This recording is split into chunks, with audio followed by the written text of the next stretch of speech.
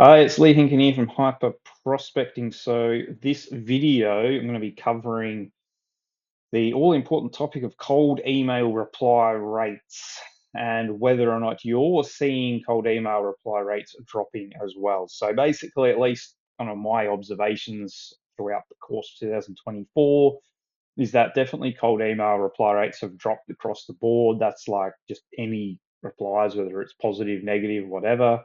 They're basically dropping. Obviously, that's made things harder. A lot of people freaking out. It's like, what do we do? And blah, blah. So there's numerous reasons why this happened. So the first I'd say is that deliverability has just gotten tougher. It's just more stricter.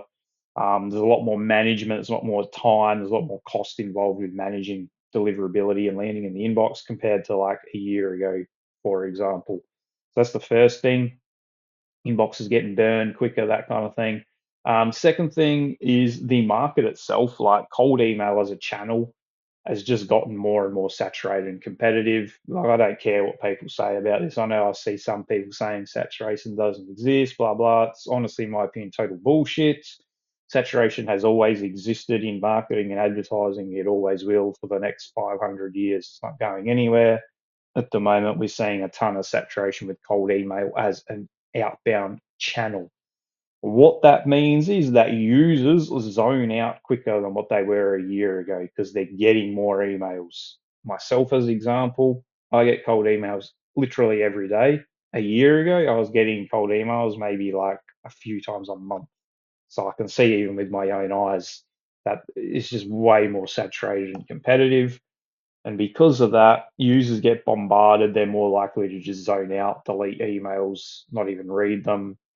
So these two main things are contributing to cold email reply rates dropping across the board. So with that all being said, it's not all doom and gloom. There are still things you can do. The main things you need to do now is you pretty much need to adapt how you do cold email to these changes. So you're adapting your cold email approach to deliverability and you're adapting it to the current level of saturation in the market. If you're smart and you do those two things, you'll still be able to get results from cold email. If you just ignore those two things, just keep doing what you're doing, you're not going to get any results. That's your decision. So that's what I'm going to dive into. I'm going to run through the ways you can actually adapt your approach in this video. So there's a few things I'm going to cover. And if you follow this is what I'm seeing from my personal experience. If you follow this and you adapt your approach based on what I'm going to be running through, I believe you'll still be able to get results from your cold email outreach campaigns. So, what are we going to do to adjust our approach? So, let's run through each of these steps. Number one, I would say heavy segmentation is a must. So, the days of like getting 10,000 leads from Apollo, wherever else you are doing, some kind of heavy $100 million offer style offer inspired by Hermosi and then just blasting it. That just doesn't gonna isn't gonna work anymore because saturation is just, yeah, users are just desensitized to that shit. It's not gonna work. So you need to be doing heavy segmentation. Should have been doing this anyway, to be honest, but now it's even more important. It's pretty much like you must do now to get results. So what do I mean by heavy segmentation? So I mean two things really. You want to be segmenting via industry and the types of companies, and you want to be segmenting via the types of contacts. So what do I mean by that? Pretty straightforward. Let's just take an example. You're selling influencer marketing to CPG brands. You could reach out to CEOs, founders as one audience segment, and you could reach out to marketing heads. So you got two different personas there. Both of those personas are going to have different needs, different challenges, different objectives within their role. And you want your messaging and your offer to be tailored towards those two personas and the needs, desires of those two personas. That's what I mean by segmentation. Another thing you can do as well in terms of segmentation is based on the companies. So, in the example I gave, we're looking at CPG brands. You might want to segment based on food brands specifically. Then you've got obviously different layers within that, like snacks, sweets, frozen, chilled food, whatever. You don't necessarily have to get that specific, but you're at least like looking at food brands. And then another category within CPG would be like beverages. And then again, you can even go deeper with that because you've got non-alcoholic beverages, alcoholic beverages. So yeah. So they're really the two things you want to be looking at when it comes to segmentation is the people and the companies. And you need to make your offering, will send you your messaging tailored to those personas and those industries or company types. That's what I mean by heavy segmentation. Okay, so it's really important. Little tip with this as well. One of the ways you can just speed up this process is using ChatGPT.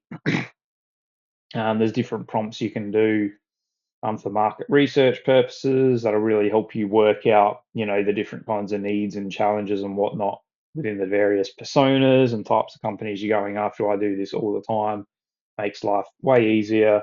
So yeah, I definitely recommend you do that. But obviously, also you want to use your own real life feedback from actually speaking with your clients and stuff like that as well. So yeah, that's what I mean by heavy segmentation. Um, if you want to double your cold email reply rates and still get results today, it's pretty much a must do.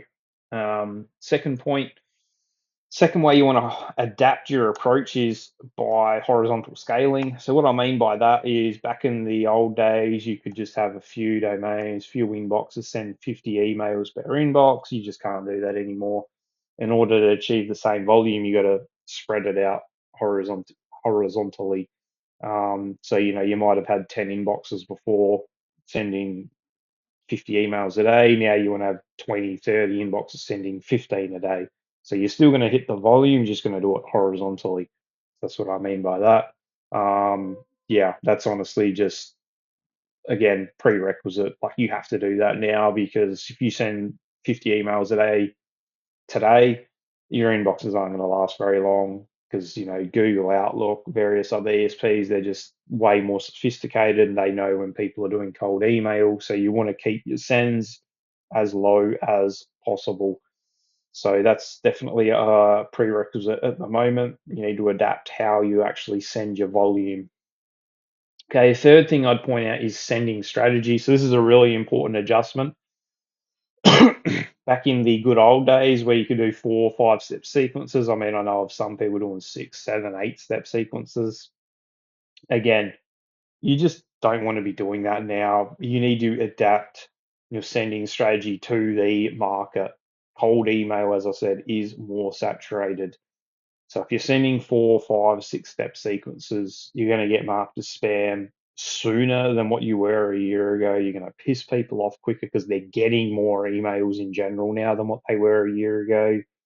You need to adapt your sending strategy to the market and the users. And this is why I'm basically in the overwhelming majority of cases only sending a 2 step sequence now. There might be some cases where I send a third if it's a really small target market or something really specific we're offering.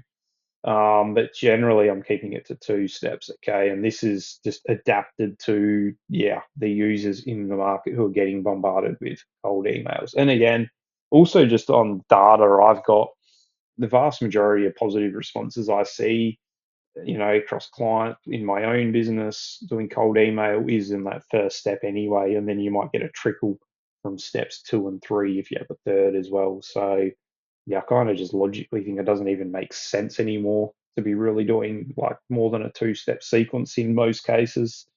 So, yeah, so that's really important. I definitely recommend tailoring that to 2 steps. You don't want to be sending huge, long sequences that take 2 months to finish anymore.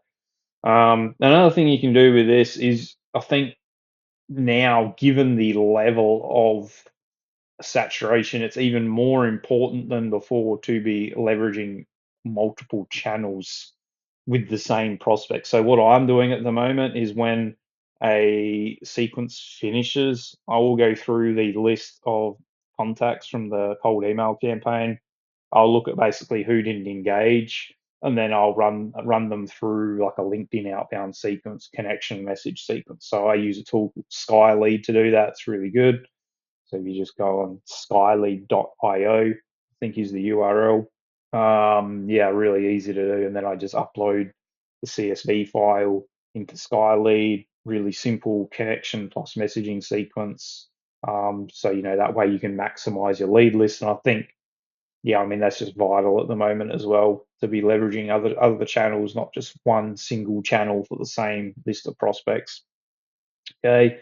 Number 4, email deliverability. So I'm not going to go in too much detail about this because I've got a number of videos on this topic that dive just into the topic of deliverability. Just to give you the short kind of summary, yeah. So I mean, there's a lot of stuff that's honestly not hasn't changed when it comes to deliverability, and then stuff that has changed. So stuff that hasn't changed is like, yeah, obviously having like separate domains from your primary. You want to try and keep them to domains like .co, .com, .info, stuff like that. I'd avoid ones that say like .online, stuff like that. I kind of just have issues with those. So these ones that I got listed here on the doc are generally ones I try to get. Maybe .biz you could throw in there as well, but probably .co and .com are the best ones, honestly. You want to try and get as many that end like that. Yeah, 2 to 3 inboxes per domain. I generally wouldn't do more than 3 inboxes per domain personally. The mark, DKIM, all that stuff's the same. Warm up process again, 14 days minimum before using in campaigns. There's a really good feature at the moment, instantly a new one. It's basically like a gradual, incremental process. So it's like if you have it switched on, it'll start sending like 2 emails a day, then it'll be another 2 the next day till it gets to like your daily limit, which, let's say it's 15. So like gradual increase up to your daily limits. That's a feature I've been utilizing at the moment just to ramp up sends and looks a bit more natural. Yeah, I've got here 20 emails a day max. That's definitely, I mean, I'm generally keeping them at 15, but if I want to push volume a little bit higher, I'll do 20, but that's absolutely max. But yeah, like probably 15 is kind of the average I'm looking at.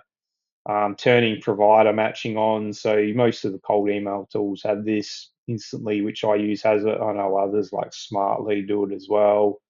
Spintax, spam text checker tools, instantly will allow you to check the spam words, randomize your send times, make sure you have that selected, regular inbox placement tests. So admittedly, this is like a new part in my process. I wasn't doing this like a year ago.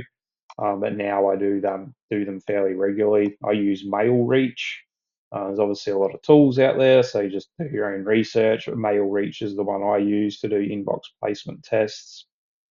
Keeping your bounce rates low, less than 3%. Obviously, making sure your data is verified and good, clean. You don't want to be uploading dirty email addresses. Catch-all emails. So I definitely recommend using catch-all emails, but you want to verify those as well first. So I use a tool called Enrichly to do that. Yeah, so once they're verified, you can then upload them as well, and that's going to ensure your bounce rate stays low. And a new thing I'm doing too is like I'll set up like new inboxes every 2, 3 months for a client. So let's say I've got 20 inboxes after month 2, I might set up like another 4 inboxes and just kind of, because at some point they're going to get burned. Like it's just inevitable at the moment. So you just want to make sure you got something ready to go when you see inboxes like go to shit basically. And then you can just instantly replace them. So yeah, you really want to make sure you have a process where at least, you're setting up a few new inboxes every 2, 3 months. Yeah, so that's pretty much it for deliverability. So that's basically it. That's the 4 main points I wanted to go through. There are 4 ways I've adapted my cold email approach in the last few months in light of deliverability changes, market sophistication, saturation, stuff like that. So if you adapt in the ways I've just run through, you will still be able to get reply rates to your cold email campaigns. Obviously, there's a lot more work involved than what there was like a year, 2 years ago with doing cold email. So, which is kind of a blessing and a curse in a way. But yeah, so the main point I want to emphasize, if you adapt your approach to the deliverability and sophistication changes in the market, you'll still be able to get reply rates. If you keep doing what you were doing a year ago, yeah, it's just going to be all downhill from here. So that's pretty much it. Hope you enjoyed the video. Do subscribe if you like the video to get more notifications when my next videos come out. If you got any questions, just drop a comment. Also, like, share the video if you think it'll be valuable for others. Yeah, and if you also want one-on-one help with your cold email campaigns, do book a call. There'll be a link somewhere in the description in which you can do that. And yeah, we can have a chat, see how we can best help you with your current cold email process. So that's pretty much it. Thanks for watching the video and stay tuned for the next one.